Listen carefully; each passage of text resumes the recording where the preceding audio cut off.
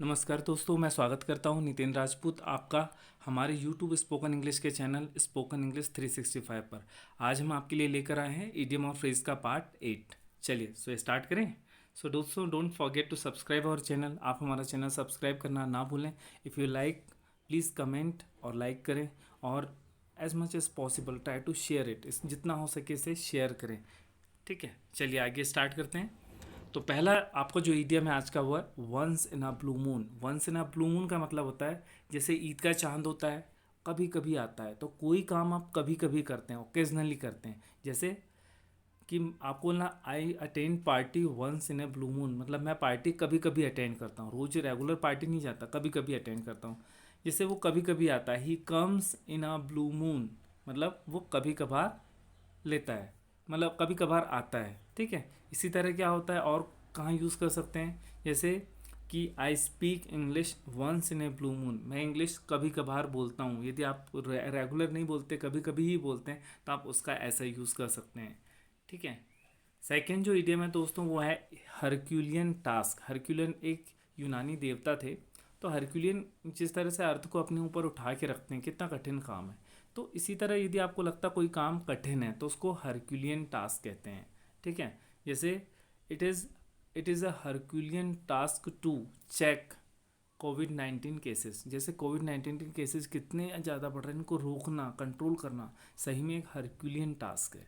But learning English is not a Herculean task. लेकिन English सीखना जो है वो हरक्यूलियन टास्क बिल्कुल भी नहीं है। You can enhance your vocabulary very easily, क्योंकि enhancing vocabulary is not a Herculean task. चलिए ठीक है, आगे बढ़ते हैं।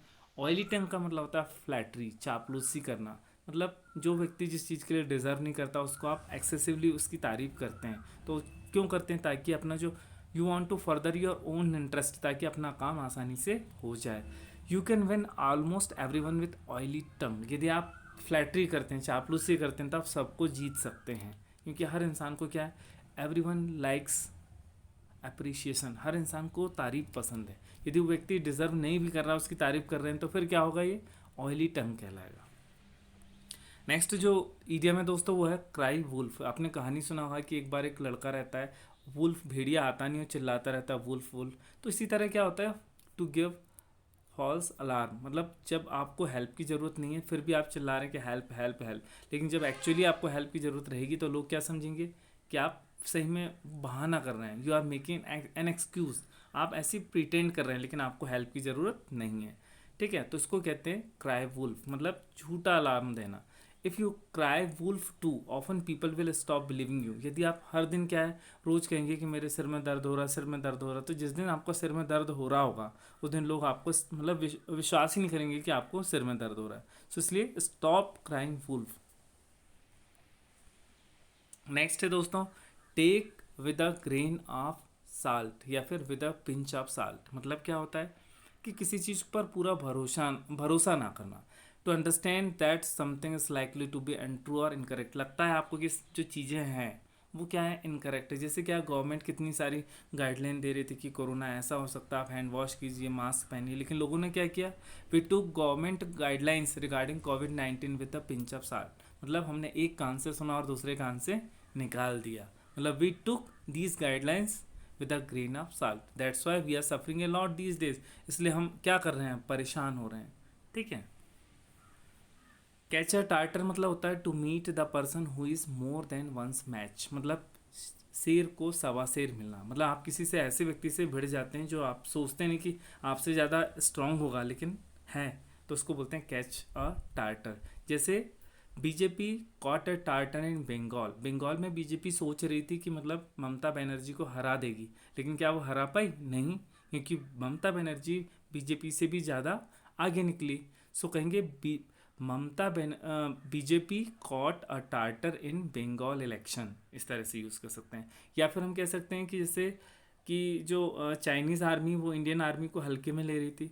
While fighting with Indian army the enemy realise that they had caught a tartar. जब उन्होंने लड़ा तो पता चला उन्हें कि शेर को क्या मिल गया है, सवा शेर मिल गया है। इसके बाद next put one's hand to plough. Plough मतलब होता है जो अपन खेत में चलाते हैं ज़मीन को ऊपर नीचे करने के लिए, उसको प्लाउ कहते हैं। अपना हाथ प्लाऊ में रखना मतलब होता है कोई टास्क, कोई कठिन काम अपने हाथों में लेना, ठीक है। She needed a rest but she had put her hand to plough, मतलब उसको रेस्ट की ज़रूरत थी लेकिन उसने अपने हाथ में कोई कठिन काम ले लिया है, ठीक है। So now she could not rest, अब वो रेस्ट नहीं कर सकती। At the spur of the moment का मतलब होता है, at the spur of the moment मतलब बिना किसी तैयारी के, तुरंत फुरंत, बिना किसी प्री प्रिपरेशन के। जैसे government has to take this decision at the spur of the moment, जैसे गवर्नमेंट को लॉकडाउन करना नहीं चाहती थी, government did not want to impose lockdown, but when the covid, when the we can say that we, ये जो disease का नाम क्या है आपका, जो है अपना corona virus, when the this pandemic when this pandemic break out, the government has to take this decision at the spur of the moment, मतलब government imposed lockdown at the spur of the moment, बिना पहले की planning के government ने तुरंत ही क्या कर दिया, तुरंत ही डिसीजन लेके लॉकडाउन कर दिया।